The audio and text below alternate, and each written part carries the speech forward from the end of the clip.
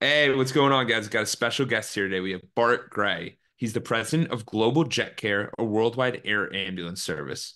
Bart, I'm so excited to have you here. I have a first question for you, and then we'll dive into your story. How did you get started with flying? How does that even happen? Yeah, it's a bug you catch, really. I mean, I think that's it. Then you're just stuck with it for life, good or bad. But I started flying when I was in high school. I didn't really, uh, I guess you don't know when you're a kid. You don't really, I guess you don't think about it as much. But I was always into airplanes and models and building model airplanes and stuff like that. And I my mom actually worked for a company that manufactured car parts in Ohio. I grew up in Mansfield, Ohio, and she worked for a company that manufactured car parts, and they owned a Learjet as their corporate airplane, and they had offices in Michigan and offices in Florida, and they kind of flew their executives around. And my mom was in their computer, IT, HR, payroll kind of department there at the company. And she got an offer to go on the airplane one day. They were going to Boston for a meeting or something, and there was an open seat. And so she took me, and I don't even know how old I was. I don't know, younger than 15. I mean, somewhere around younger than that.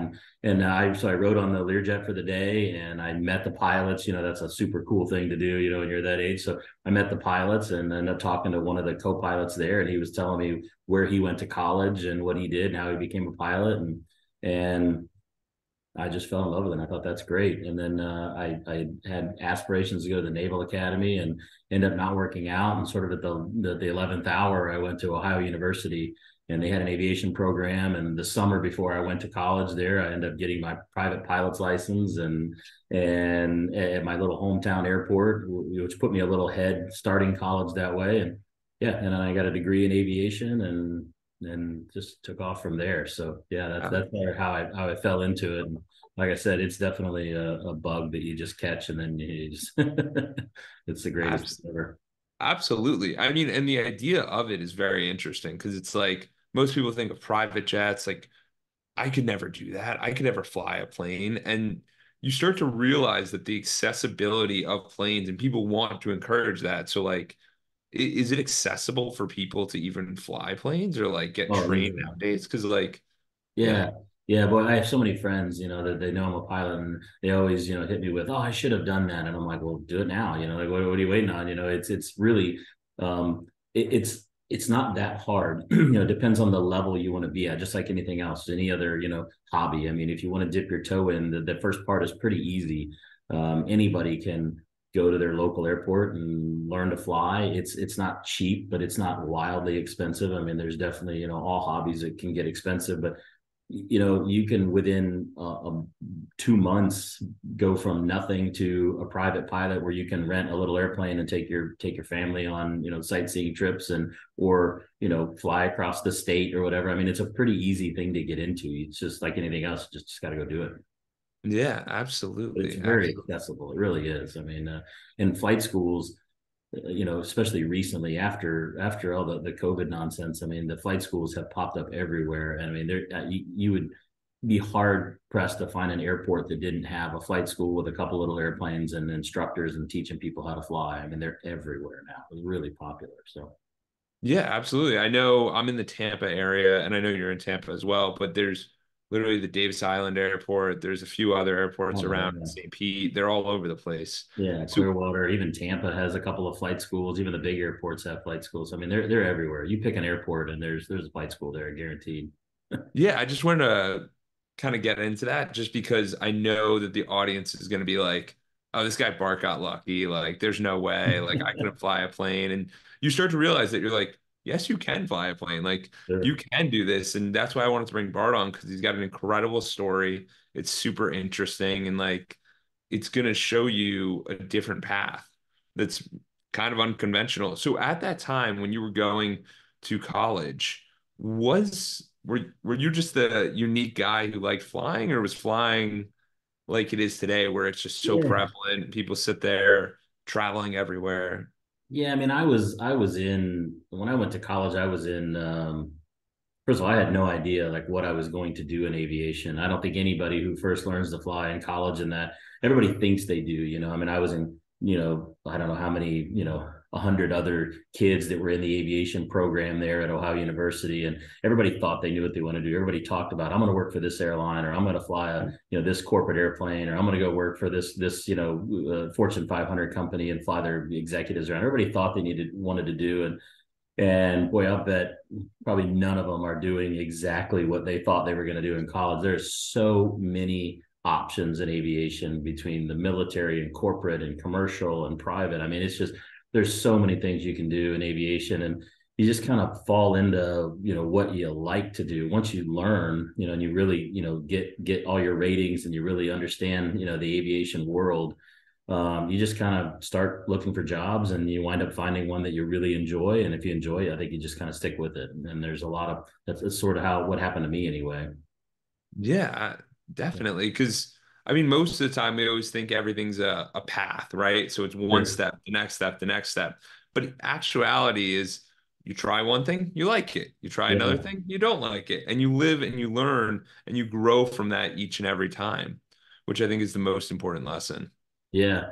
Yeah. I mean, I graduated college in 99 is when I graduated with an aviation degree, and just started sending out resumes. It wasn't as easy to get a job back then. You know, pilots, there was the airlines. I mean, you really, you know, people weren't leaving college going straight to the airlines. I mean, they were going to other jobs, or they were if getting jobs as flight instructors and teaching for a couple of years and building that experience. There's a pretty huge shortage of pilots over the past bunch of years now, so that's really changed. But you know, when I graduated college, you know, you had to go, you know, work somewhere for several years before you could even dream of applying at the airlines. I was an intern for United Airlines when I was in college, and I worked for them for a summer, and I was convinced. I mean, you could not tell me different that I was going to work for United Airlines at that time. It was a really great company to intern for. It still is. I love the company, but I was convinced that's where I was going to go. And but you know, it was going to be several years before I could go build the experience before they would even interview me, even as an intern with a sort of a priority foot in the door there. It was still going to be years. And in the meantime, I just found something else that I just fell in love with, and I really enjoyed completely by chance a little bit. You know, And just I was throwing my yeah, resume to anybody who'd talk to me. absolutely. And why was that the commercial airlines were so sought after, or the holy grail at that point? Because I know most people look at it that way, and then you don't Yeah. realize that there's so many other options. Yeah, that's sort of the brass ring, right? I mean, it's a very, it's a, it's a well-paying job. You know, when it comes to pilots, you get a, for the most part, you get a schedule, you know, so you know where you're going to be, you know, when you're going to be doing it. The aviation is the one of the coolest things ever, but the downside is, you know, there's a lot of travel, obviously, so you're gone a lot. So people that, you know, want to start a family and want to do those things, it can be difficult if you're gone 15, 20 days a month. And it's even harder sometimes if you don't know exactly when those days are going to be, at least if you have a set schedule and you know. So that's why the airlines are such a popular thing. You know, the schedule, everybody knows exactly where they're going to be and when they're going to be gone, and it's a well-paying job. So it's The sort of consistency, one that though. everybody likes. Yeah. Yeah, it's the consistency. So Yeah. what ended up happening with you? Where did you go after that? Well, you know, I moved out to, I threw my resume to anybody who would even talk to me at the time. And I was looking for a flight instructor job. That's pretty much all I could get, you know, graduating college with, you know, I think I had 700 or 800 hours of flight time. I had my commercial multi-engine rating. And, you know, I was just looking for something. I was a flight instructor. And so a company in Colorado hired me, and I had always, in the summers, I was in the Boy Scouts, and in the summers, I would always go to New Mexico and Colorado backpacking and hiking with the Boy Scouts. So I'd been out west a lot, and I loved it out there. So I was kind of convinced after college I was going to move out west somewhere. And this company in Denver that was a flight school hired me, and I went out there and I taught at the flight school for a bit. I had a couple other side jobs. I flew traffic watch. So I just flew around the city in a little Cessna with some reporters in the back talking about the traffic every morning and every afternoon. I mean, I would do anything, you know, just to build some flight time and get some hours. And then I wanted to fly a jet. That's sort of the natural progression. Everybody wants to fly a bigger, faster airplane, right? So found this company that was doing air ambulance, and went in and talked to them, gave them my resume, and they hired me. I knew nothing about it. I'd never flown a jet. I'd never flown air ambulance. I had zero medical knowledge, and I just said, "Oh, this sounds like a cool job." So I applied and got it. So Well, I think that's one of the most important things is that you put yourself out there yeah, without knowing the actual results. yeah, And because 90% of the stuff is learned on the fly. Like there's baseline education, but it's really the default skills of like, are you willing to learn? Yes. yeah. Okay. We can teach you. That's it. Yeah, and then you have to, you know, in high school and college, they kind of spoon feed stuff to you, and maybe through college they start spoon feeding it a little bit less, and you have to go out and find it more yourself. And then all of a sudden, you graduate college, and it's like nobody's spoon feeding you anything like at all. Like no knowledge is being forced into you. If you don't go find it and you don't do it, then you're just not going to have it. And that's a big transition. I see that now with a lot of my employees. I hire a lot of new pilots, and it's kind of an awakening. Like, oh man, I got to be the one to open the book, and I got to read this, or nobody's going to tell me this. So yeah, and that's what I did. So when I moved to Colorado, I started flight instructing and just learning as much about aviation as I could. I got this job flying air ambulance for this company out of Denver. And if you'd asked me at the time, I'd have swore that I was going to do it for 2 or 3 years and then go work for United. But everything changed. 9/11 happened. That was a Absolutely. gigantic shift in aviation. I mean, so many What, companies out of business. The company I worked for at the time during 9/11 went out of business. And why was that? Like what occurred? I know obviously 9/11 happened and yeah, but it just what was the transition? yeah, it shut everything down in the aviation industry there for a while. I mean, everything in aviation just sort of um, crashed. Wrong word, but yeah, I mean, it was a terrible time for aviation, right? I mean, it was so many companies were struggling. There wasn't as much travel going on, especially the international travel at A that lot of time. people, I get it. Really A lot of affected. people wanted to stay grounded where they were.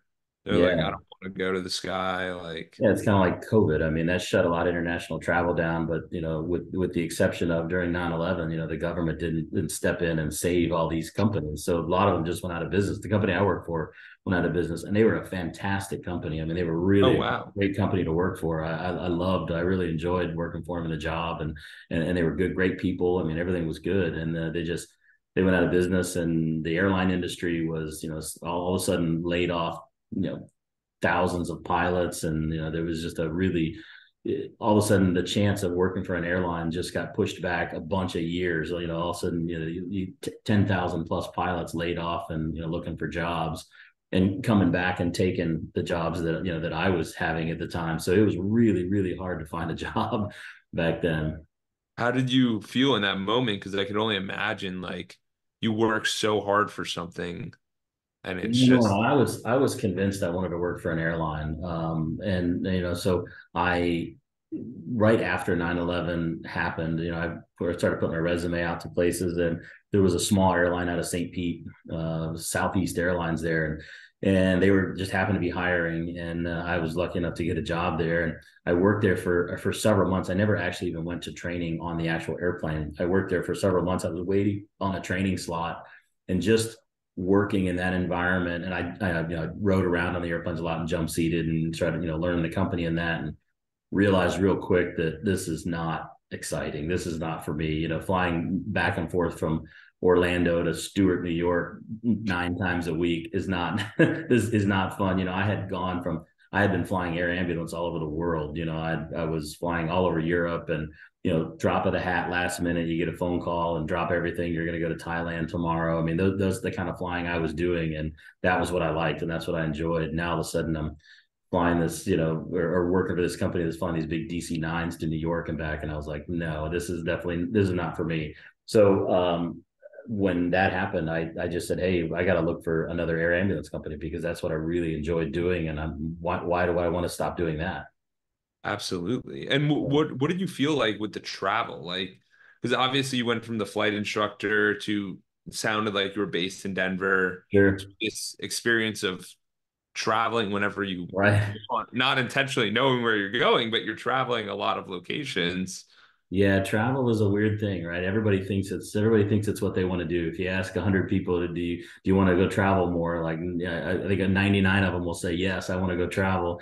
But most of them don't realize like what that entails, especially for work. As a pilot. I mean, it's everybody has asked me, I travel to these places, like, oh, you went to Thailand. What was it like? And I'm like, I was at the hotel. I was tired when I got there. I was tired when I had breakfast the next morning. I mean, it's not as glamorous as people think. And it's a lot of people think they like to travel. They think they'd be good at it. And very few people are actually really good at it because it really takes a lot out of you.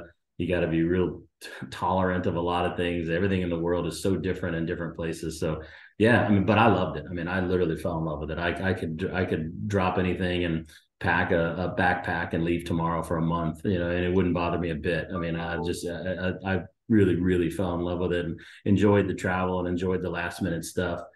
And I had done several different aviation jobs at that point. I mean, I had flight instructing. I had some buddies of mine that flew cargo through the mountains in Colorado at night, and I rode with them and did it. I mean, and you don't realize it, I guess, when you're younger, but you have to have something in the job that is somewhat rewarding, or else you're just going to get bored with it. And I had flown just passengers, and for the most part, you're kind of a bus driver. They don't really look at you don't really get any kind of like you've actually helped anybody. You just, flew somebody from point A to point B. You fly cargo, there's really no satisfaction in that, although it's fun flying and you really always enjoy the flying. But with air ambulance, for me anyway, I mean, you were picking up somebody's mother or somebody's brother who was hurt in some situation where they felt lost and they didn't know how to get out of that situation. Here you are, kind of the cavalry coming in, like, all right, I'll get you home, or we'll take care of you. And these are regular people. I mean, these are not rich people that just own private airplanes. I mean, these are regular everyday people that are just in bad situations and need some help. And you realize that as you get older, I guess, like how good that feels, and how that's somewhat rewarding as a job, which is a huge difference than a lot of the other type of flying out there. So that's why I fell in love with it. I mean, that's why I really enjoyed it. I still Yeah. do today. Yeah. Yes. 100%. And that's one of the main reasons I made this podcast is for me, I got joy out of speaking to people and sharing their stories and hearing their stories and learning about all these different areas, because there's so many times I was seeing it that people would just climb that corporate ladder, climb that corporate thing, and they just get stuck where it's Yeah, like they got kids, house, this, that, and they're like, yeah, I don't really love this. And yeah, it's like, they're all wonderful things, but at the same time, it's like, yeah, what are you got to and have then that work life balance, right? And if you don't enjoy the work part of it, you're not going to balance it right, I guess. So maybe that's 100%, because it's like, what's the point? Like, what's the point if we're not doing good things? And this is one of the reasons I wanted Bart on, because he's built an incredible life that he loves. And yeah, like, you want to be around people and you could feel that, and it's infectious, because a majority of the time people don't love their life. They're right, like, yeah, Monday, yeah, not Monday. yeah, So how do you think, so you get this job and then you realize you get this job at the airport, you realize you don't like it. yeah. What do you end up doing? Like, Well, they did it for me. They were before I could even go to class and learn to fly, the actual airplane side. I did the ground portion of it and learn the company side of it before I could actually go to the simulator and learn the airplane. They were already starting to lay people off. They were overhire. The airlines are very notorious for overhiring and then laying off, and then overhiring and then laying off. It's very common. I think you're going to see it happening here in the next year or two, but right now. But they hired too many people, and before I could even get a slot in the simulator, they were announced they were laying people off, and I was dead last seniority at the time. There was 90 some pilots in the company, and I was number 90 something. I was the last guy. yeah, I knew I was the number one to be laid off. And I really already had realized that it wasn't something that really excited me, and I didn't want to do it. So there was another air ambulance company that was starting up in Clearwater, and I got wind of them, and they heard of me, and we ended up finding each other, and I went to work for them, and I did that for a year or so, and they were not a good company. They were the management, the structure not there were not what I was used to. I was used to working for a very professional, very good company, and now all of a sudden this was, and I I had no idea that they weren't all like that. I just assume everybody's like that. And And found out very quickly that they're not. And it was a terrible company. So I worked there for a year or so and said, boy, I could do this better myself. Why am I working for somebody else? I could just start my own company and run it the way I want to run it. And I think I could do it better. And so my arrogance kicked in and I said, I'm just going to go do it. And so I did. I started, that was in 2003. that's incredible. And what was the thought process there with realizing the business components? Because obviously you got the training in the flight school, but the Sure. training in the business, we all know is a different animal. Like, how did you even go about that? Because I feel like that would be Yeah. the intimidating portion. Yeah, it is ignorance is bliss, I guess. Maybe Yes. and when I went to college for aviation, you take a lot of aviation classes, but then you have all you got to find something to fill the other classes and the time and I always just took a bunch as many classes as I could. And so I had taken some business classes and accounting and stuff like that, but I don't know if I knew anything, to be honest with you. I don't know what I learned from it. But so when I started my business in 2003, I was pretty clueless, to be honest with you. I knew the airplane side of it, and I knew how to operate the airplane and fly the airplane, and I was the pilot, I was the owner, I was the pilot. I had a business partner, and he was the other pilot. And it was just the two of us, and we talked a guy into leasing us an airplane with very little money we had, and we just said, let's give it a go. I mean, everybody else is losing their job in aviation right now. What's the worst that could happen is we could go out and do this and fail and lose our job. We'd probably lose our job working for any other company that we'd work for. So what's it matter? So So yeah, we just didn't that know, and yeah, that learned really that's a fast. huge point that Bart just brought up right there is because most people don't realize that their job is that's one source of income.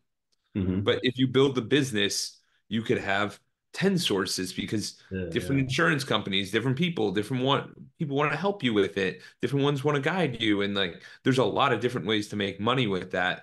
And I think it was intelligent. And also the other start at the beginning is what most people don't realize is that you are the employee, the manager, and the owner.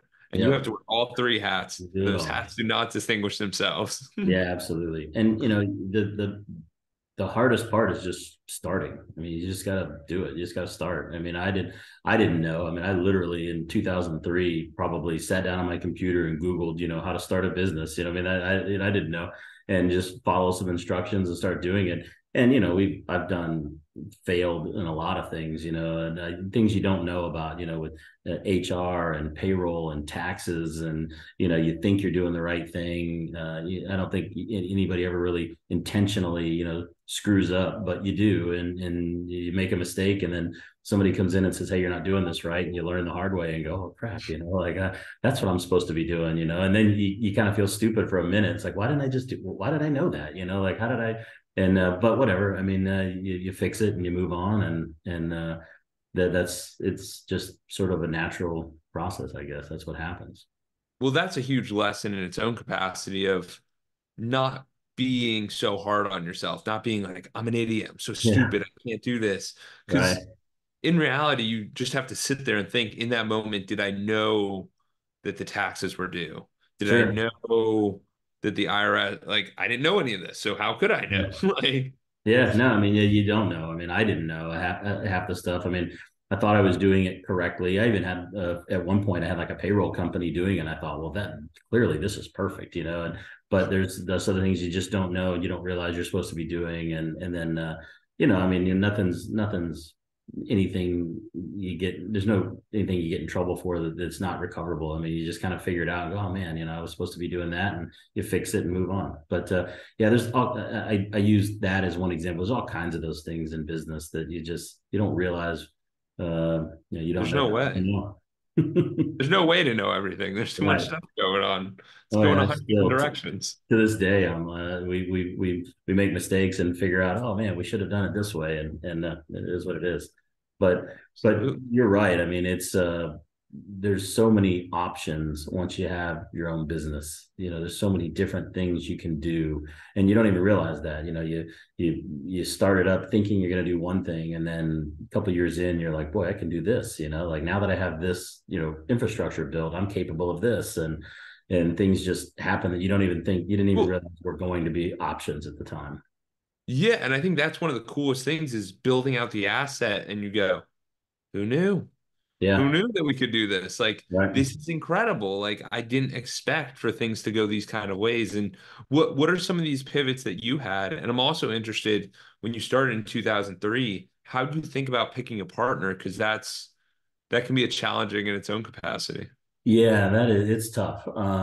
I didn't know anything at the time. Again, about a partner. I was flying with a guy who was a good friend of mine, and he was a great guy to be buddies with at the time. And we started the business together, and we knew nothing, so we started up 50-50, and so we're thinking like, oh, we'll work everything out, right? We'll be, and we just had very different ideas of where it was going to go. We had very different ideas of who we should hire as employees and the type of resumes we should look at, and how we should treat them and how we should pay them. We just had very different views, and nobody sits down at that age anyway. I mean, I was 20. It was 2003. It was I 26 years old, 25 years old, something like that. I mean, nobody sits down. Nobody at that time sits down and never having run a business before looks at a You don't know partner that. and says, "Hey, do we have the same attitude on training? Do we have the same attitude on what?" You just don't think about that. You just, we were buddies and thought, well, we like doing stuff together, so let's run this business together. But ultimately, we ran it for 6 years together, and you grew further and further and further apart in our ideas of where we wanted to take it and what we wanted to do. And just attitude in general of how we were going to do things and what the future was. So I kind of had an epiphany in like 2008 or nine, at the end of eight, early 2009, and said, I went to him and said, either you buy me or I'll buy you, but one of us is going to take this in their direction, and maybe neither one of them are wrong. Well, mine's maybe not better than yours, but it's what I want, and yours is different than mine. So I ended up selling my half of the company to him in 2009, and then not knowing again what I wanted to do. I was like, okay, maybe now's the time I go to the airlines. Maybe things are better. And but I really liked air ambulance, and I had a lot of people, employees that I had at the time that were sort of telling me like, hey, you really should just start another company. Like, you really like this, and you're really good at it. And, you just go start another one and run it your way. And so I did. And at the time, my mom was running her own business as a consulting company doing HR and payroll consulting. So I went to her and said, "Hey, do you want to start this thing together? And you can do the sort of the HR and the payroll side of it in the beginning, and I'll do the airplane side of it, and we'll start this." And it's sort of evolved into what it is today. So yeah, so my mom and I started this new company. So again, I didn't sit down as a partner and go, "Hey, what's your attitude on this?" But she's my mother. What do you? What do you So expect? No, but yeah, it's kind of that trust area of like, I think we have alignment on this. But the other major thing that I think on the second one that was really important that the audience can take away is Bart got somebody, even though it's his mom, that had a completely different skill set from yeah, Bart, which yeah, is huge. Because yeah, absolutely. And that's when you both have the same skill set, it doesn't Yeah, provide that's any a huge benefit. piece of it. If you take two people, I guess, and I never really put, I guess, a lot of thought into it, but you bring up a good point. If you take two people that have the exact same skill set, eventually they're probably going to have a little bit different ways they want to do that, right? Whereas my mom, she's not a pilot, she's not in aviation, or was not in aviation before, other than through me. So I run the aviation side of this, and her skill set is the payroll, and she's sort of evolved into running, managing the medical side of our company as far as the employees and that go, and she's really really good at it. So she runs that, which is really good. It's something that I can do, I'm capable of, but it's definitely not as big of a passion as the airplanes for me. So it lets me really put so much time and effort into the airplane side of it that I love, and the pilot training and the hiring and that, and lets her do the other side of it, and it works out incredibly well. Actually, it works really well. So Yeah, definitely. And what was the thought behind when you started the second business? Were you worried about like stealing customer, like how not stealing no, customer, like how did that work with like marketing? Or you're yeah, just I like on to a sold new business? Like how did that go? I sold my old company. I sold half of it, and we negotiated for months, and ultimately negotiated down to where I pretty much gave away. I mean, I had very very little money out of it. pennies on the dollar, probably what it was, the value it would have had at Worth. the time, looking Yeah. back at it. But I didn't have a non-compete, and it allowed me to basically leave Start and again. do anything else I wanted to do. So and I didn't really know. I didn't really leave thinking. I honestly I didn't think I was going to start another air ambulance company when we were negotiating and selling. And then all of a sudden, when I had a because I just figured I'd have a non-compete agreement and I would do something else in aviation. And there's plenty of other opportunities. So but then at the end, we settled for a lot lower price and got rid of the non-compete. And I thought, yeah, let's do it. Why not just start another air ambulance company? Like I can do this and just do it all over again. And my goal, from the beginning, I'm not even sure if I knew it was my goal, but I know what I wanted was to start the company, build it up for 7, 8, 10 years or whatever it took, and then sell it. And try to sell it and make some money off of it, but at the same time be a part of it and sell it to somebody else that can maybe take it, to the next step or the next level and grow with it, as that side.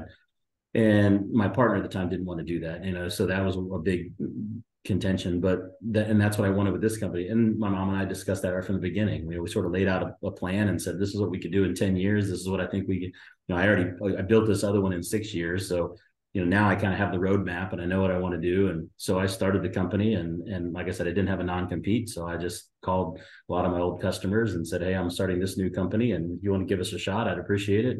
And that's what we did. And we still have those customers today. So, Which is awesome. And yeah.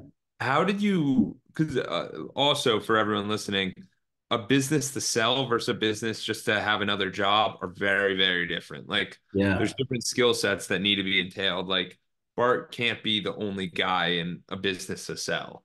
Like, Yeah.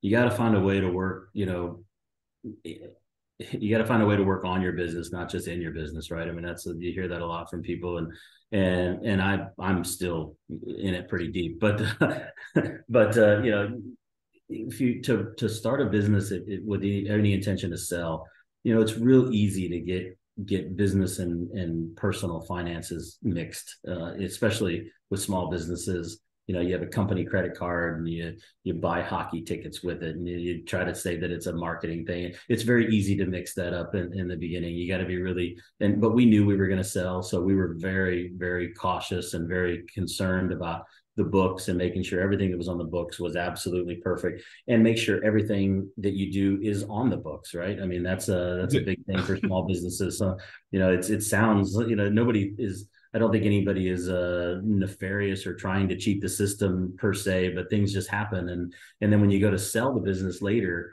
it's a little bit harder to prove like, hey, this is what I'm really doing. It's like, yeah, but why doesn't it show that? So we were very cautious from day one to make sure everything we did was on the books and everything was business and there was no personal stuff involved. And so when we went to sell, we had financials that we could really say, hey, this is what the business really is. and was there any tips or tricks you utilized to keep it super separate? Because I know that that can be confusing.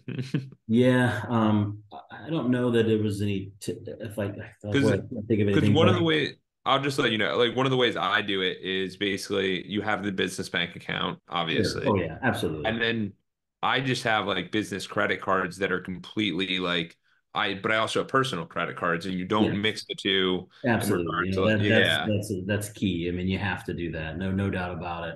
And you have to, stay on top of it and make sure every little penny is accounted for and, find some sort of accounting software that you like that you're going to stick with and you're going to, reconcile every month like clockwork and yeah, I mean, you have to do that, but yeah, you got to keep it separate. You got to have a business credit card that's just for business and everything is, documented and very yeah. clear. You And then how did you and I'm pretty sure most people are curious about this, but how do you even grow? Like, who are your customers at that point? Like, obviously you yeah, have because you said there are regular people who are in tough times. It's sure. hard to target regular people in tough times. Yeah, Like, right. Most of our customers anyway are either insurance companies or brokers in the business that are advertising, case managers at hospitals, stuff like that that are sort of in the talking to the families and talking to the patients, because our business, I don't know if I really got into it, but our business essentially is people go on vacation or they go traveling for whatever reason. They're displaced from where they live and they wind up either having an accident or they wind up having some sort of medical condition that crops up and they wind up in a hospital, and now they're in a hospital and they can't go get on an airline and fly home. They're to the point where it's not possible to be on an airline. They're in a hospital bed, or they have an injury, or they have something, and the only way to get home is to either recover where they're at and get to the point where they can go get on an airliner and come home, or have us come get them, and we have a private airplane with a nurse and a medic in the back and a full set of ambulance hospital equipment, and take care of that patient. We have a stretcher in the back for the patient to lay on. We're basically like a ground ambulance that is in the air. It's the same thing. So we fly over privately and we transport them back, and it can be wildly expensive depending on where they're. We fly everywhere in the world, so there's nowhere on earth really that you can get sick or injured that we can't come get you and bring you home, with a few exceptions. But for the most part, people like that's what happens. So when they either, and Americans were terrible at insurance, right? So everywhere else in the world, Europeans and that, when they travel, it's just natural for them to buy some sort of travel insurance and to insure their trip. And people in the U.S., you don't think about that. You don't think about, you're just like, I'm going to go to, we're just talking, before we started this, we are talking about traveling to Europe and then going to Rome. You don't think about it. It's like, I'm just going to go to Rome. I'm going to hang out for a week or two or a month, and I'm going to come home. But you don't think about if you trip in the middle of the street and get hit by a car, or, you fall down a set of stairs. There's a lot less safeguards around things outside the U.S. We like to bubble wrap everything here. So, the stairs that are slippery don't get fixed in Rome. I mean, they just, I remember a time when I was studying abroad, and I went to Croatia, and I was on this excursion, and the excursion was it was called canyoning. And it's basically like you wear a wetsuit and you have this hat on and you're doing this Yeah, whole thing. And the lady goes and she's like, "Ah, lost the key." I'm like, "Okay, so now what?" She literally lifts up the fence and she's like, "Go underneath." And I'm yeah, like, and we didn't sign any waivers or anything. I'm yeah. like, No, this place is yeah, crazy. yeah. But and that's, accidents happen. Then and that's what happens. And then we fly a lot of people like that. But a lot of group trips and that are insured, but it's a lot. It's just the private. That And the that travel insurance, like I've gone on a couple trips to like Thailand, Israel, all these different places. That travel insurance, literally for a week, is very, very cheap. Like Yeah, it, yeah, super cheap. I mean, for considering comparison to what it gets considering you. what considering what it would cost to call me to come get you, it's unbelievably cheap. I mean, it can be well into the over $100,000 range to to come get somebody in Europe and bring them back to the U.S. I mean, that's a pretty normal, easily can cost that. Whereas a couple $100 for some insurance that would cover it, and that the other thing you think about it, I mean, you're fortunate at your age to be able to travel and do those things, but most people don't. Most people wind up finally having the money and the availability and that to travel when they're older. They're now all of a sudden, hey, I'm 65. I can now go on a cruise through the Caribbean or through the Mediterranean, and the health isn't as good, and they wind up going on these excursions and doing things that they wouldn't normally do at home, and eating more and drinking more and staying up later and not out of their routine, and that's when medical problems occur. So now all of a sudden when they're old, so it's the older population a lot of times that have the ability to travel and the money to do these kind of things, and don't think about the insurance, or they have health insurance in the US and they just assume like, oh, That it covers. my health insurance will cover me if I get hurt in Rome. Well, you probably won't. So I people don't I think actually about it. remember last year I was in Portugal, and we went up the stairs. It was like one of these five flights up or something. Like it was like a 50-story Yeah, stair thing, but if you took the elevator all the way up, you still had to go up like another three flights. Guy's yeah, 70 years old. We're at the rooftop, and he is just on the ground, and I'm like, yeah, how did this even happen? And he's like, oh, the altitude. Like, sure. dude, I don't know. I'm like, Yeah, someone no, help this that's what it man, is. please. But So so for the it's either audience, it's please get either these. insurance if you travel. Yeah, no doubt. I mean, no doubt. One of our biggest customers is one of the best companies I work for, is a company called MedJet Assist.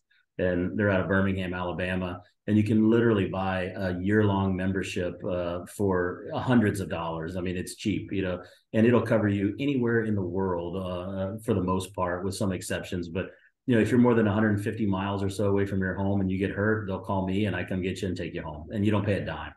So And you just have a membership to this thing. I mean, I'm a member myself. Well, I mean, my parents are members. I mean, it's on my list here. I wrote it down before we start talking to send you the information. Like, hey, if you're going to go on a trip, like, you need to be a member of this company. It's super absolutely. cheap. Yeah, absolutely. We can put that in the show notes. And it kind of got me thinking because I know every single trip, everyone's always, whenever you get like a big group, you're like, oh, I hope no one gets hurt and we got to jet out of here because you don't realize it because Bart's the guy coming to get you most of the time.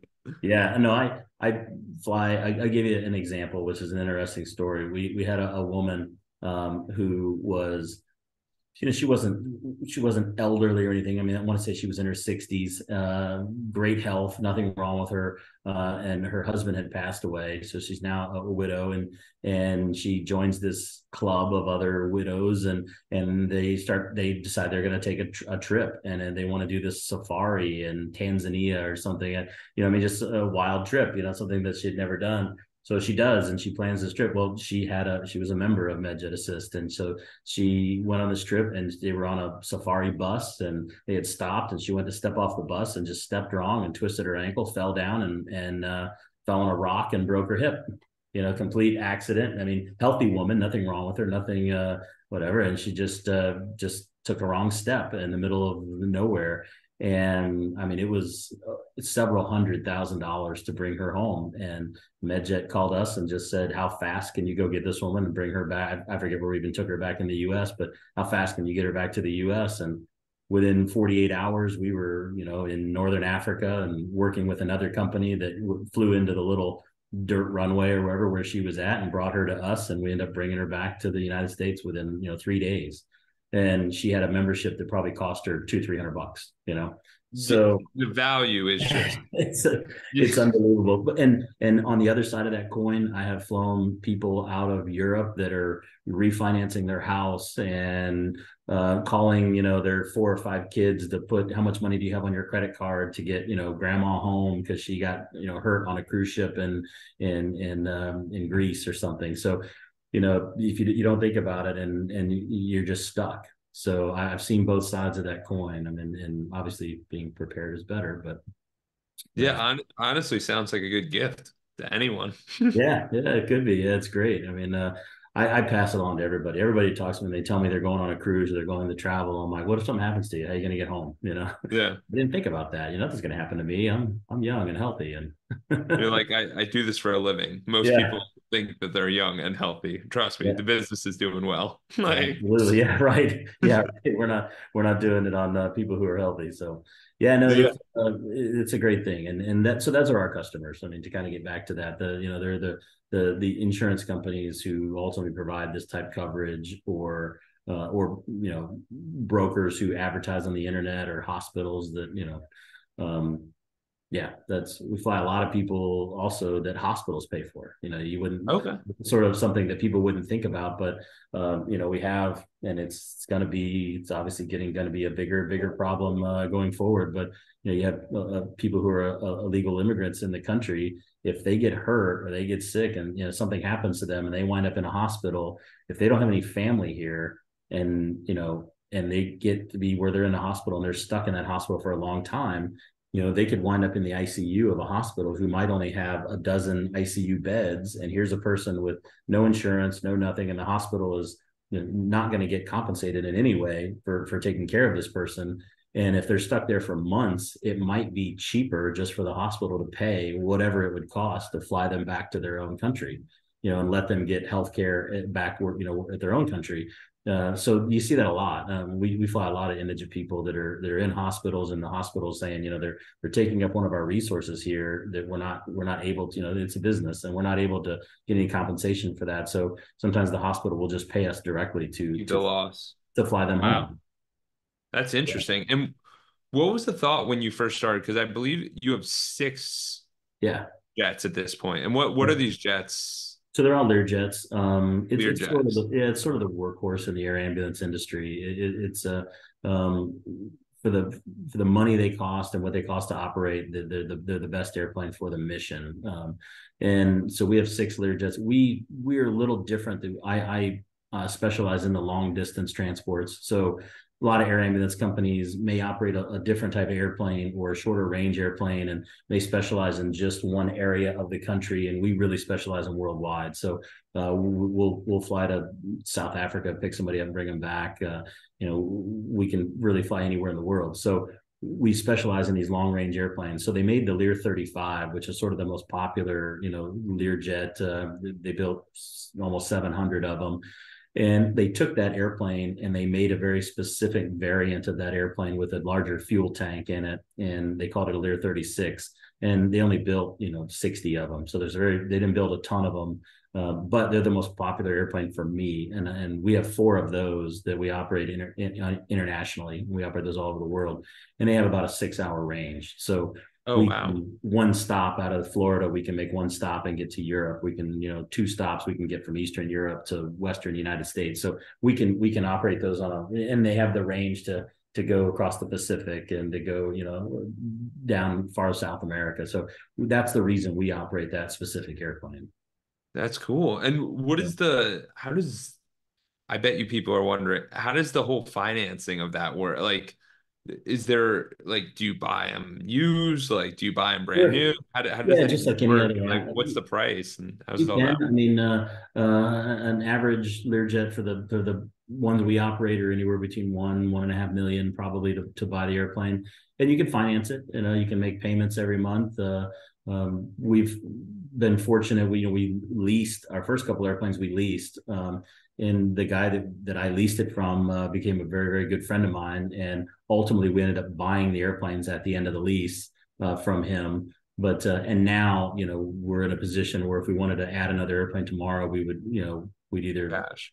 Yeah. pay cash or we would finance it, depending on right now rates are not great. So, but we have several financed right now. So I mean, there's a bunch of different options out there, and so yeah, that's in airplanes require a lot of upgrades and maintenance. I mean, it's nothing to own an airplane for 4 or 5 years and then have to put, $400,000 or $500,000 back into it with paint and engines and interior. I mean, these are assets that last a long time. So they really can take they're pretty heavy maintenance wise and expense wise.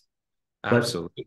we have in as far as the business side of it, we have separate accounts that we keep, literally. Oh, for each one? Yeah, Like in separate. each one.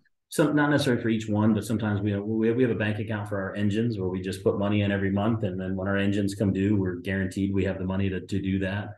That's Um, smart. so is a and I'm sure that applies to a lot of other businesses that I just don't know about. But I mean, as far as Well, aviation businesses go, you can some of these trips are very expensive, right? So we can do $150,000 $200,000 trip that the bulk of the money we're taking in we need to save for future maintenance of that airplane. Some of it is immediate costs, fuel and pilots and payroll and all those kind of things. But some of that's the engine, and the engine might not be due for overhaul for another 3 years, but it's going to be $400,000 when it is due.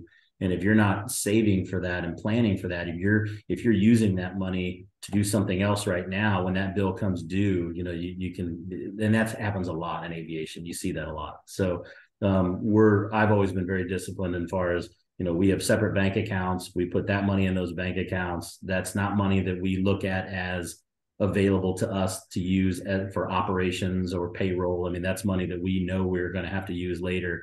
And then when those things come due, we're able to have a good relationship with the shop and with the engine shop and with the maintenance shop, that because they know that we have the money set aside to do that, and we could do the work, and when it's done we pay it in full, and that works really well for us. And those relationships that we're able to build with those suppliers are invaluable. yeah. And I mean, you might be sitting there listening, going, how is that relevant to me? It's relevant because things like engines can Yeah, be your AC going out. That could be you yeah, losing your job. That could be anything where it's just good to put money away and not spend every single dollar. Because when you spend every single dollar, then you leave yourself exposed to much bigger issues. Yeah, and you talk about growth, how do you grow? How do you get bigger? Well, you buy more stuff, you invest in the company. So at the end of the year, if you've made money that year, what are you going to do with that money? You're going to take it out and just put it in your savings account, or you're going to reinvest it in the company. And you got to figure out, how much do I want to put back into this company and grow it?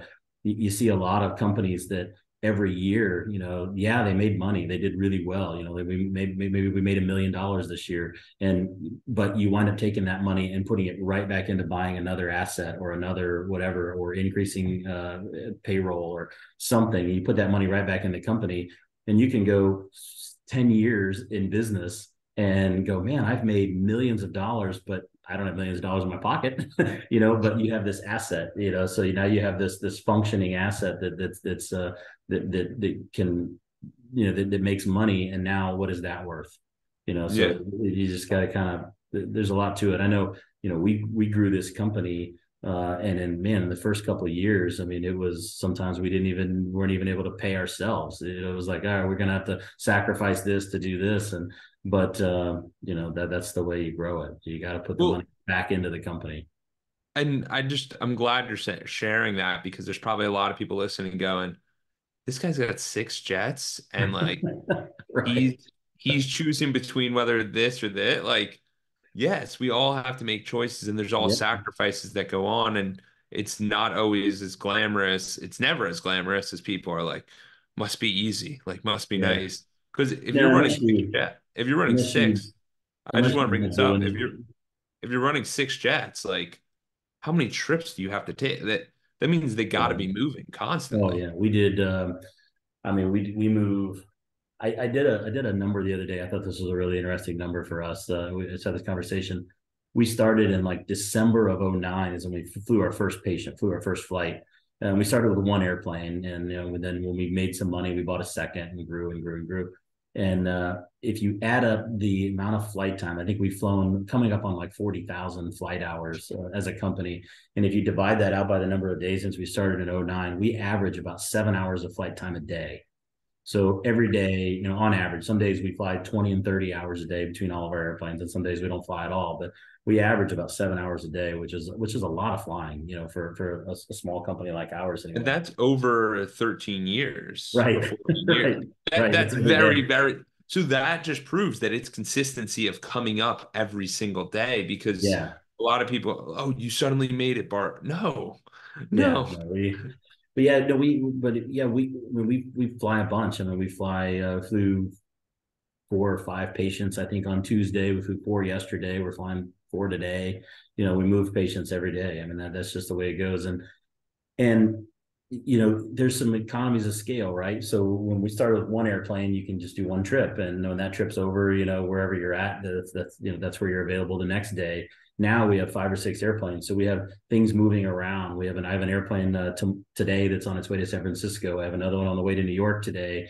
And when I get a call for a patient out of Cleveland that wants to go somewhere, I can go, well, I have one on the way to New York right now. I'll just hop them to Cleveland tomorrow and use them, and you can offer a little bit better price, but still a good price for me. So, once you start being able to combine these things and really putting this thing together, I mean, it's no different than the truck driver that picks up oranges in Florida and takes them to Idaho and picks up potatoes and brings them back, right? I mean, when you can combine these things and put them together, when you start having the infrastructure to do that, there's a lot of opportunity, and it's really good, really fast. So, Yeah. And most people don't realize that with like the W-2 life. With W-2, it's like you did your mhm. work, you got paid, you move on.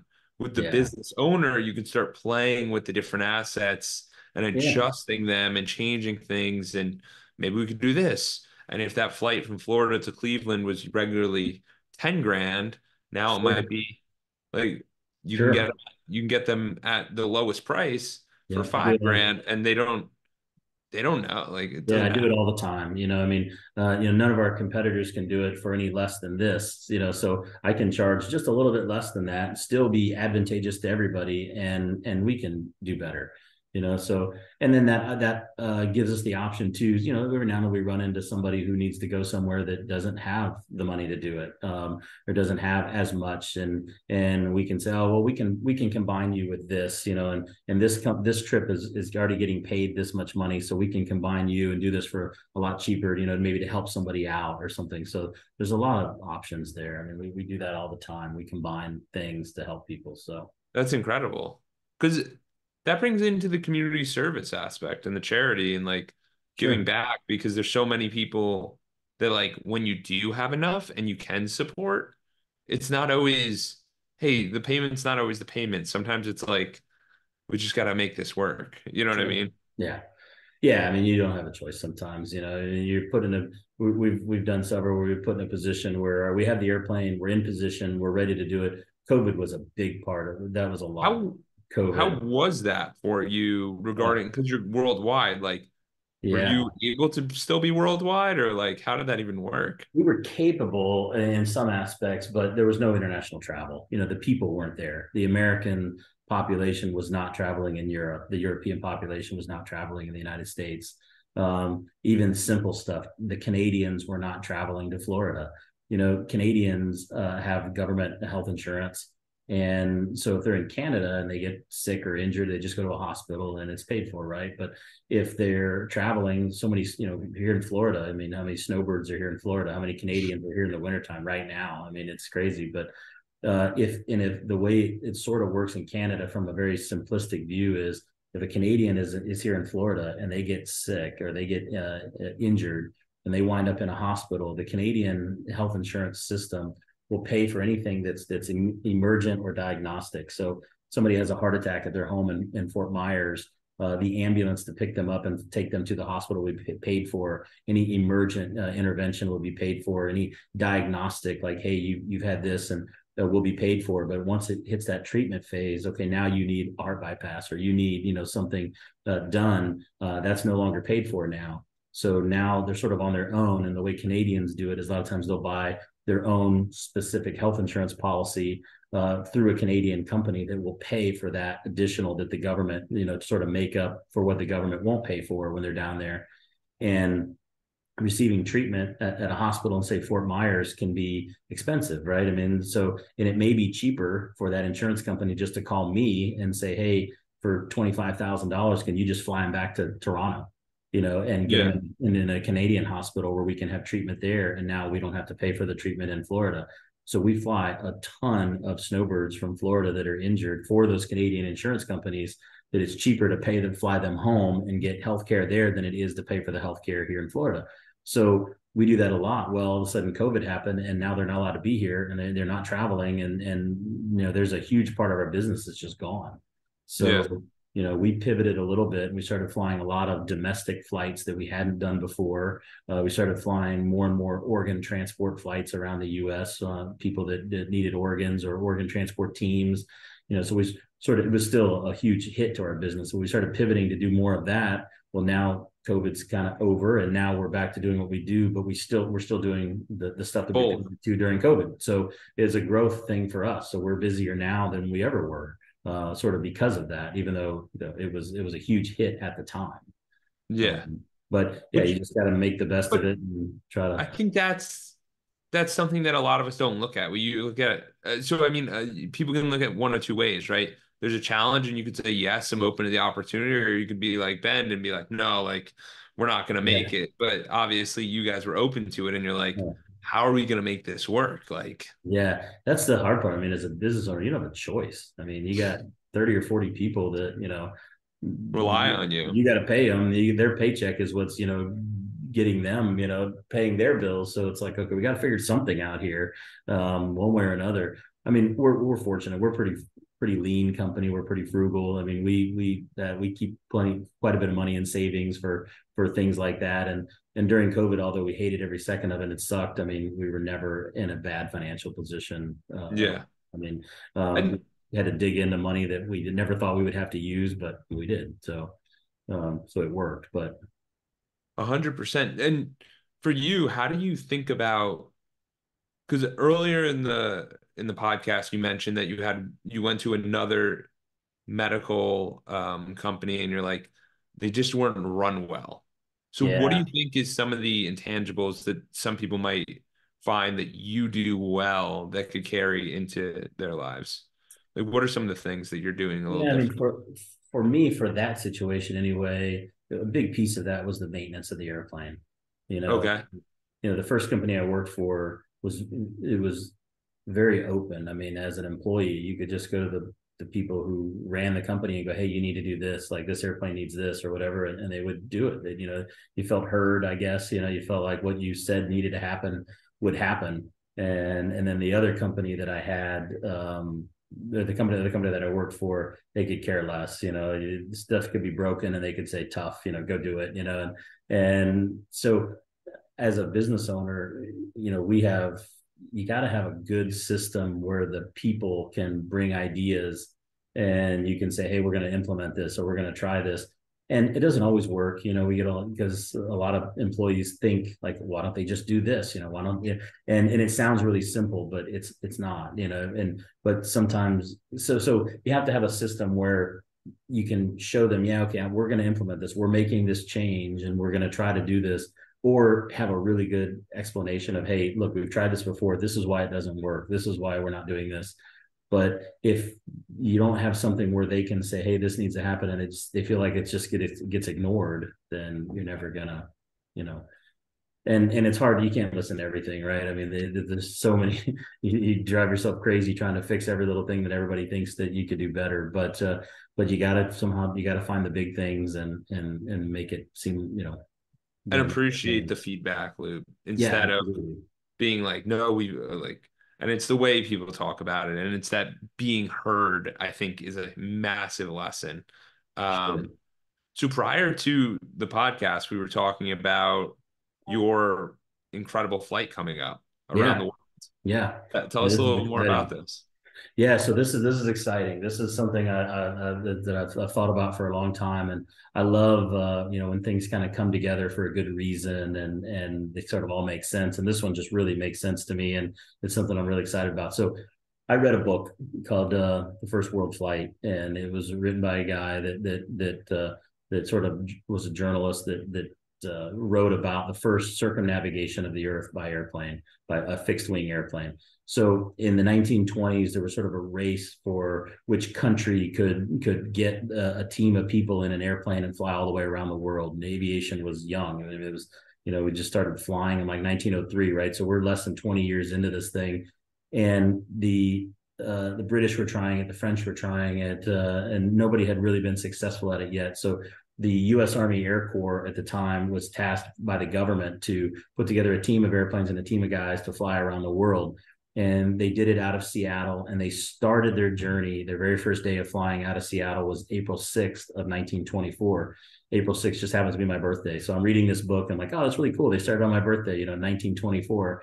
And then I'm like, man, 1924, that we're coming up on 2024. It's going to be 100 years. So my birthday this year is going to be the 100-year anniversary of this first flight around the world. And they were successful. It took them, 100 and some 75 days or something. Oh, wow. Took them a long time to get around the earth. They were very old, slow airplanes, and wasn't as many airports and runways, and the infrastructure wasn't there. So it was amazing what they did.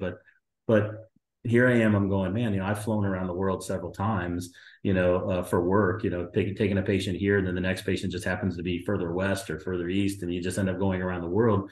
I think, man, I've done it a couple times, and although it's an incredible thing, it was easy. I mean, I didn't even think about it at the time. And here are these guys. I'm reading this book, that are doing this in the 1920s. So I got this idea. I'm like, boy, why don't I put together a trip with one of my airplanes, and we could try to fly around the world. So I started researching the speed records out there and who's done this in the past and what is the record.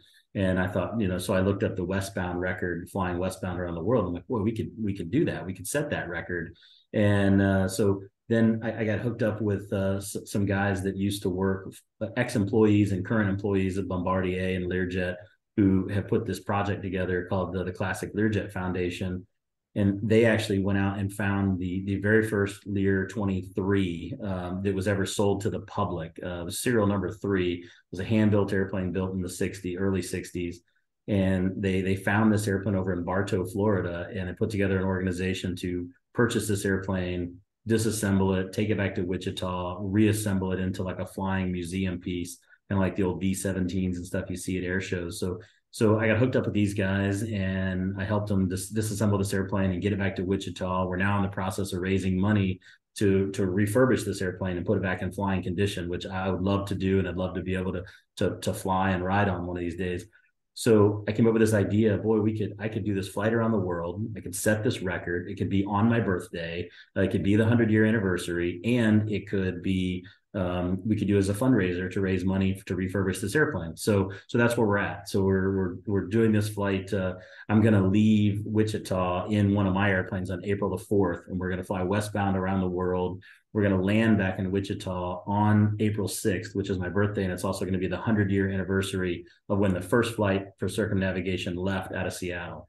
So it's just kind of a full circle thing that everything's kind of lining up, and it's really exciting for me. So that's one of the projects that I got going on right now, is planning this. So it's me and 4 other people that are going to be in this airplane, and we're going to rotate down, and we're going to rotate out, and we got a bed in the back of the airplane so we can rest and fly and trade off back and forth, and we're going to make 10 stops and just fly westbound around the world and set the speed record doing it. That's incredible. And that's so fun too, because Yeah, it's something so unique. And this is kind of the stuff I'm talking about, because I've realized that so many people get bogged down by life where they're just focused, oh, dude, I can't wait for the vacation, can't wait for this, can't wait for that. And it's like, dude, find your vacation, create your trip, create your experience. yeah, Because there's only so many things. And what Bart's talking about is a fantastic example of creating his own experience. yeah. Like, And the opportunities as a business owner, those opportunities are there. You know, it's definitely helped me being a business owner to have those opportunities for sure. You know, the stuff, luck. opportunities that I don't think I would have had, you know, as just an employee, you know, working for an airline or something. Well, So because then you got to ask the favor, can I rent the jet for a sure, week or 2 days or sure. whatever? Yeah. Yeah, exactly. I mean, it's so yeah, And it's a very you cool also don't opportunity. have that expansive thought of like, wait, this would be really cool. Like Right. this would be really, really cool. Yeah, I So remember I was reading this yeah, book at home thinking, and like hatching this idea in my head, like I could just go do this. And I'm like, no, that's crazy. Like, what are you thinking of? Then I'm like, no, I could do it. I mean, why can't I do it? I mean, that's I mean, physically it's easy. You know, I mean, we know how yeah. to do it. You know, we have the resources, we have the people, we have the knowledge. I mean, well, why couldn't we do this? This isn't, you know, crazy. So yeah, it's exciting. It's interesting. 100%. And that's something that like you start to realize that every single one of you has assets with you, whether they're your mindset, your body, whatever it is, where you Yeah, can do incredible things like Bart's talking about. Like it's not like, oh, it was cool for Bart. No, I want Bart to be an example or an inspiration for yeah, you just go listening do and it. to come up with something that's like, yo, what would be my flight around the world? Like Yeah, everyone's, you know what I mean? yeah. The hardest part is just doing it, right? The hardest part is just saying you're going to do it and then do it. Yeah, and following through on your word. Yeah. Absolutely. It's, Absolutely. Bart, you're incredible, man. You're absolutely incredible. Where can people learn more about global jet care and like do you have any final things you want to touch on? um, boy, I mean, you know, we're like I said, we're based just north of Tampa here in Brooksville, Florida, the center of the universe up here. And um, yeah, I would just, if anybody is ever interested in airplanes or aviation, I love to share aviation. I have a Boy Scout group that I run with kids, you know, to try to help them learn about the opportunities in aviation. And I'm very available and open if anybody has any interest in aviation whatsoever, whether it's I mean, people think this is crazy, but I've had people who are not in aviation at all, who are working installing air conditioning or doing some other job, and then they in the past and have called me and said, "Well, I'd love to do be a pilot like what you guys do."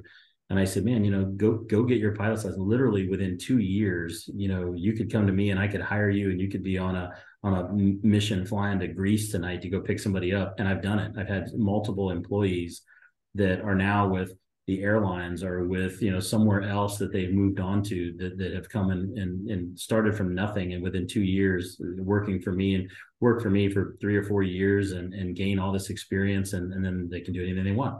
So if anybody has any interest in aviation whatsoever, I mean, I can point you in the right direction. It's a pretty interesting thing to do. So we have. Absolutely. And just to give a little more context about the pre-flights, all of that stuff, like to get your private license, what do you think the cost around there would be? And then like what does that Yeah. look like? Slash like how many times are they going up? Because I know the Davis Island one, I think the pre-flight was like $200 or something, and like they bring you up and Yeah. down and you get You can yeah. do, yeah, you can do like what's called a discovery flight, and that's Yeah. the easiest thing to do. And they're somewhere between 100 and $200, and it's a 30-minute flight, where you just go out with an instructor, they throw you in the seat, start the airplane, and take off, and say, this is what it's like, this is what it feels like, this is what you would be doing if you were taking a lesson today. I would be showing you this, and you would be learning this, and it's just hey, a lot of people have to send their kids for discovery flights and that, just to see if it's something they have, see if that bug is there, see if they have any interest in it. And that's a super easy, cheap thing to do. But to actually learn it, it's just like learning anything else. If you do it every single day, you learn it really quick. I mean, you pick up on it really quick. I was a flight instructor for years, and I've had hundreds of students over the years. And the ones that want to fly twice a day, every day, and have the resources to do that, and are there in the morning to do the ground school, and then a flight, and then lunch, and then another flight, and then more ground school, those people within 20 or 30 days have their pilot's license. I mean, it's really simple. And because you do it so fast, that's the cheapest way to do it. You could probably do that somewhere in the under $20,000. I mean, it's probably a $15,000 thing, realistically. But then there's other people that want to fly the second Tuesday of every month, and you're never going to get it done. You just Well, not. It's hard to retain, especially somebody who's once you get older, it's just harder to retain. But so I tell everybody, I'm like, if you have the opportunity, if you have the ability to just dive in and do it more than once a week, do 3 or 4 times a week. If you have the ability to do that within a month or so, you can get your private pilot's license, and you can get it for the most, it's still, nothing's cheap, but it's still the most inexpensive way of doing it. but the important thing I think you bring up there that a lot of people don't realize is like all skills are acquired. It's just the Mhm. amount of reps we take. And when you sit there, I kind of think about it. I'm like, damn, I still haven't done my discovery flight and Yeah. I'm 28 years old. Like Yeah. that means I've wasted so much of my life not getting that first rep in. Because Yeah. in reality, most things you can get pretty good in like 20, 30 hours. And Sure. it's just, are you able to put in, when do you put in those hours? And we usually delay in our life that first hour. And I'm saying like part of it, I want the audience to realize that it's like, yes, half of this is like fly a plane. That would be cool. Half of Mhm. it's also do the hobby that you've been pushing off, do the thing that you've been pushing off, because there's no reason in life, there's no better time in life to start than now. Sure. Like Absolutely. it's super Absolutely. important. And especially if people have an interest in aviation, now is like such an incredible time. It's the most amazing time I've ever seen in aviation. The opportunities are there. Like I said, you could go from absolutely nothing to having a really good. I mean, I have people that I know in aviation, and employees that work for me, that are well over 100, 150, even $200,000 range, and they just started flying 2, 3 years ago. I mean, they just started, and they knew nothing about it, and you don't necessarily have to go to college for it, and you don't have to go to whatever. It's just one of those things that you can learn it, and only because there's such a huge demand for it right now. I mean, now is such a good time to get into this thing. It's crazy. It's different than it ever has been. But Uh, Definitely. And it's what people don't realize is it's a skill that you acquire oh and yeah, then you get if paid for the skill. you can ride a bike and drive your car, you can learn to fly an airplane. I mean, it's Yeah. not, depending on now how far you want to go and how much you want to learn, and what you want to know. It takes more and more, desire In and depth. Yeah, knowledge. of But course. the first part, just learning to fly and do whatever, is a fairly simple task. If you're capable of doing it, there's some people that are terrified of the flying, terrified of heights and whatever, that's not going to work. But if you don't have those issues, you can learn it pretty easily, and it's a pretty easy thing to do, and it's a lot of fun, and it lasts forever. Pilot's license doesn't expire. You got to keep it current and do a few things to keep your skills up. But once you have it, you have it. Yeah, and it's a skill set that you can always bring around. And the idea of being like, oh, I could just go from Tampa to Miami or Fort Lauderdale or Key West for a Mhm. burger and Sure. fly back is like a fascinating concept. Absolutely. Yeah. I mean, it's you'd be amazed, look, driving around little airports, how many people just own their own little airplane, weekend hobbies. Even here in Brooksville, man, you go out to we have some T hangars over here, and you'll see a dozen people with their hangar doors open and working on their airplanes. And, and it's a community. It's a pretty cool thing.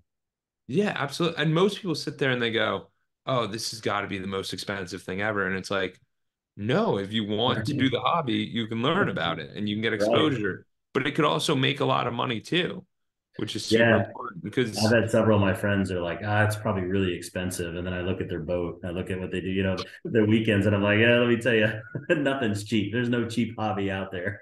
yeah, So if you're, exactly. But the learning process, and I think it's very good to continue learning, like even if it's in your craft or outside of your craft, because it allows you to understand people that are different from you, which is the most important. yeah, right. And it's the information is so widely available now. I mean, I to this day watch YouTube videos on flying and on, if you get any idea, like, oh, I wonder what this is, or wonder how you learn this, I just go to YouTube and I type it in, and all of a sudden here's a guy that's got a 20-minute, class on it. And I'm like, perfect. That's all I needed. So it's so easy to do now, as far as learning to fly, and that everything is just so accessible and so easy. I'm like, it just, now's the time. Absolutely. So, Bart, where can people hear more about you, hear more about Global Jet? Um, Would you say your website, yeah, probably? yeah, we have a website. It's globaljetcare.com. All of our information is there. You can actually track our airplanes there. You can, all of our airplanes are open to be tracked. So, I mean, you can click on it and kind of, you can see where we're going. You can see a lot of what we're doing. I'm a terrible social media guy. I've never been involved in it. In fact, literally when I'm done with this podcast, I'm meeting with another guy, one of our pilots who's phenomenal at it, to get him to take over our social media and our Facebook, and sort of get some more information out there on us, because I've never been into that. But yeah, I mean, we do actually have a Facebook page, and I think here coming up, you're going to see a lot of stories posted of places we're going and things we do. The logistics behind some of the stuff we do is mind blowing sometimes. I mean, just to move somebody from one part of the world to the other, pilots have time limitations on how many hours we can fly and how many hours we can be on duty. But once we put a patient in the back of that airplane, we can't just stop and take them to a hospital and wait for the pilots to rest and then keep going the next day. So if we pick a patient up in, say, Greece, and we're flying them to LA, we'll have to pre-position pilots, out on the road somewhere to be ready to go. So one set of pilots will go pick up the patient, and they'll make a stop en route somewhere. We got to change pilots out and then keep going. So the logistics of getting these people in place, it can take 8 or 10 people, out on the road in position somewhere waiting, just to move somebody from one point to another. So Honestly, what would be really cool, because I do a lot of social media. So like after this podcast, I'll clip it up and I'll connect with you guys and yeah, I'll shoot you an email and get you all that. But what would be really cool is like all of your pilots, if you get them linked up with your Instagram, like they don't have to have they'll have their sure. own Instagram, but then they could just switch accounts. And it's like good morning from Thailand. And then Oh it's yeah. like, good afternoon from Tampa, like blah, blah, blah, blah, blah. And you Yeah. got like things all over the world. Everyone would look at that, go, what are these guys doing? Because it's going Yeah. to be I, like I 10 see people it. on the account. That would be cool.